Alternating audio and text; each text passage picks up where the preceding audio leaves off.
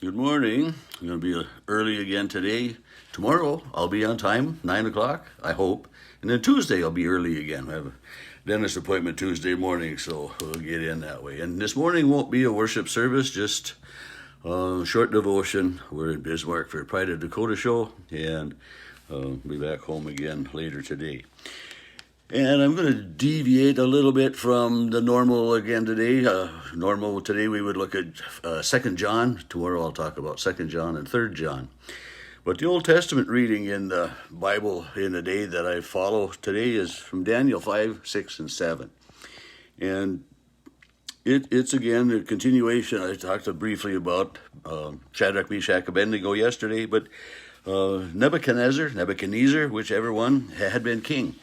And he had been faithful to God, and then he'd been unfaithful and was gone out of his throne for 7 years, came back in. Anyway, he died, and his son Belshazzar became king.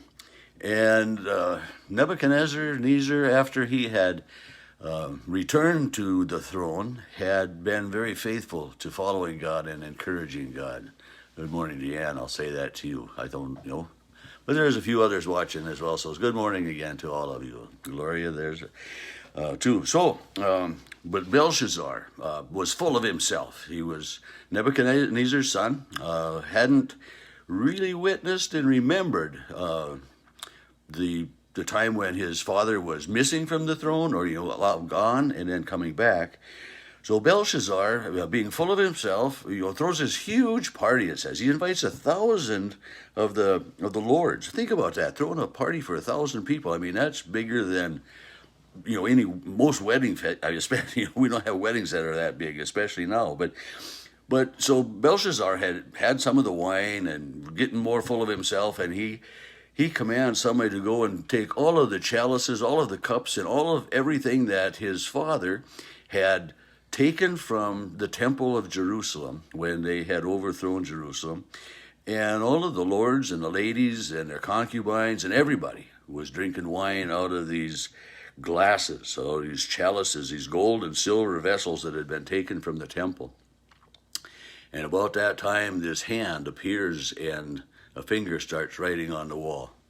And Belshazzar, the king, is terrified. It says, he's just, he's melting in his chair virtually almost, because he's struck by the awe, by the, just the surprise of what is this hand, just a hand appearing. It's very science fiction like stuff.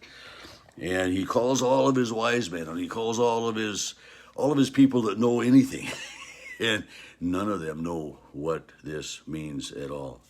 And he's, it says his countenance was changed. He was terrified. But the queen reminded him, there's this guy, Daniel, one of the exiles that has been captured and taken and stayed here, that has, proved very valuable to your father. Call him. And Daniel came and explained, the words were capital, four capitals, M-E-N-E, and then again M-E-N-E, and then T-E-K-E-L, and then the last part was U-P-H-A-R-S-I-N. I mean, I don't know how to spell them, but, he interpreted them that, number one, God had numbered the days of Belshazzar. Number two was that he'd been weighed in the balances, he'd been judged, and he'd been found to be lacking. Three, that his kingdom was, maybe this is four, the Mene was the God had numbered his days. The T-E-K-E-L was he'd been weighed in the balance, found wanting. And the last one was that, his kingdom was going to be given over to the Medes and the Persians, other people that were going to take over the kingdom. And just, that very night, he died, and all of this stuff happened. And then the king that came over, Darius, was looking at it. He didn't know about Daniel, and he started doing different things. And, well, he did too know about Daniel, because he put Daniel in charge of, there were three people in charge of a bunch of people that were in charge of a bunch of other people. And others began jealous of Daniel because of his because of his wisdom, because of how things were going. And they concocted this scheme because they knew that Daniel faithfully worshiped God. Faithfully 3 times a day, he would go to his room and pray to his God. And these others got Darius to make this decree that you couldn't worship anyone other than Darius. I mean, that'd be like worshiping the president or worshiping the governor, or but we don't worship anyone other than God. But they had gotten this king to think that, okay, I am God, I am number one. And that was very much part of the Roman Empire, that, the king was God. I mean, they looked at him that way. And anyway, part of this story, that Daniel got caught in his bed, in his room, worshiping, and they turned him in.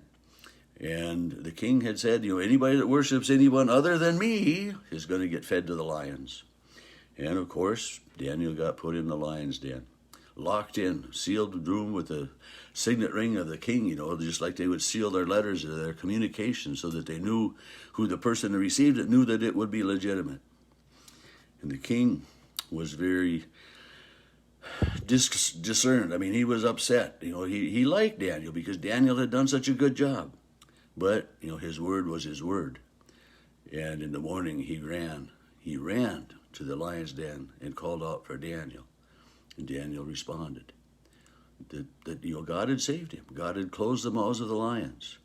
And we look at that story and we tell that story as a children's story, but it's a story that has meaning for each and every one of us as an adult, that we can trust God with our lives, that we can trust God with who we are and with what we have. And in times of trouble, God isn't going to necessarily take the trouble completely away, but God will help us get through our troubled times, through our sicknesses, through our mourning, through whatever it may be. And mourning is spelled as M-O-U-R-N, as in we are remembering and missing someone that's no longer with us. But God doesn't promise to take all of our troubles away completely. He's there getting us through them and helping us figure out a way to survive and to change and to adapt and to go on with life.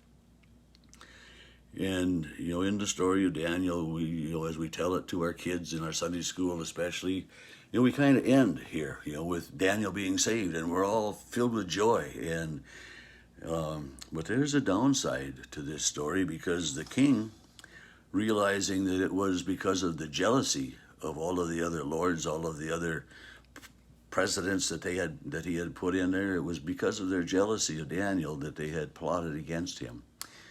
And these people were all then, put into the lion's den, and they found their end. The lions feasted on them. And it's a reminder that we have our salvation in God, and that salvation isn't promised to everyone. And who we are makes a difference in our lives and in the way that God sees us. God sees us all through the lens of love, through the lens of Jesus. But yet there will be that judgment.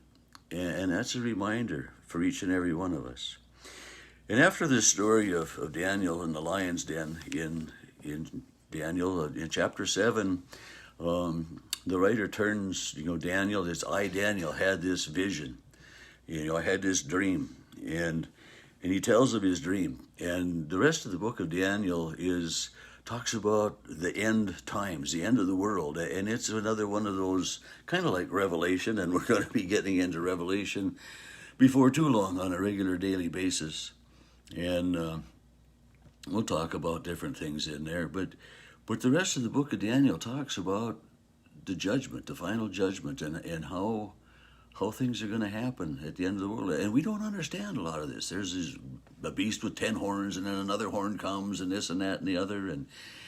And sometimes we neglect to read those things because we don't understand it, because we don't know what they mean and what's going on with them. And that's not so great either. We need to read them and know that God has these words here for us as somewhat as warnings, somewhat as reminders, but mostly as promise.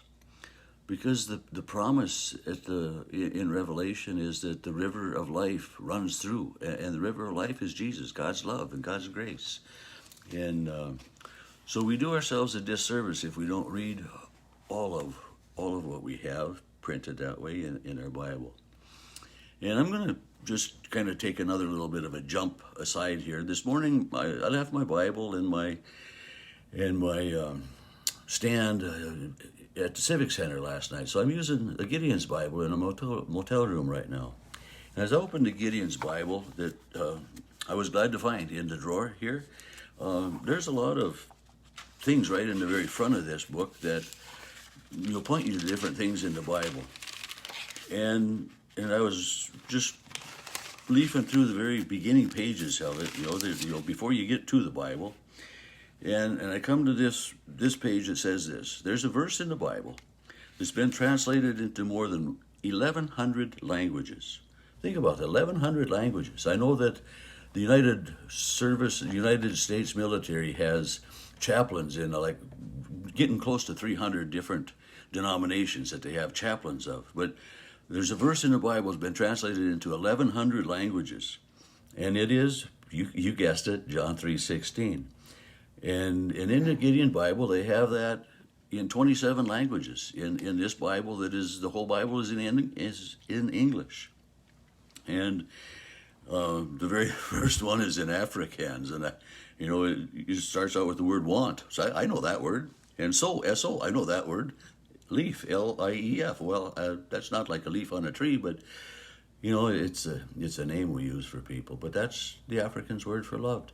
And other than that, there's not much there that I can understand. But I know what the verse is. And I know the next verse in the Bible, John 3:17, for God sent his Son not to condemn the world, but so that the world might be saved through him. And verse 18 says that for those who know Jesus, they are already saved, and for those who don't know Jesus, they are already condemned. So it was a blessing to me today to find this Gideon's Bible in the drawer in the room.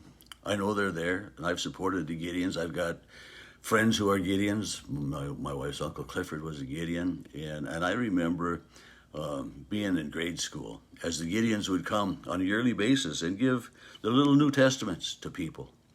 And even though we had Bibles in our house and we knew we went to church and all of that, it was nice to get that little Gideon's New Testament. And I know that some of the girls would get white ones and the guys would get, black ones or brown ones or different colors that way. But, it's one of the ways that God's Word gets spread through the world. And we don't think about that often. Just, this simple Bible being in a motel room. And, somebody that speaks a totally different language might be able to pick it up, even this English Bible. And if they open it, as I did, and find... they might find it written in their own language. Chinese was in there, I think. I don't know what some of those things are, but you can't understand them. But yet, just that little seed of faith. Jesus said, if your faith is as small as a mustard seed, it doesn't take much to start. And there are stories after stories of people who have been changed because, they've been given a Gideon Bible, whether it was in a motel room, in a school room, maybe in a jail. And I know that Gideons International will go to these countries where basically to be a Christian is against the law, and they'll stand on a street corner or stand on a corner beside a school where they're not allowed to go into the school or allowed to go someplace, and they will hand out Bibles to people, to kids especially, and encourage them to have a life of faith in Jesus. And I think this life of faith in Jesus is so important, and for our kids to know it and to learn it early.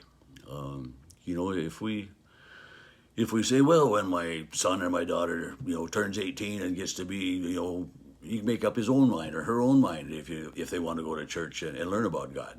But if we don't teach them, if we don't teach them the stories of the Bible, if we don't teach them of God's love and God's grace when they're young, when they're 18, 20, 30, 70, what's going to all of a sudden turn a spark in them that says, I need God in my life?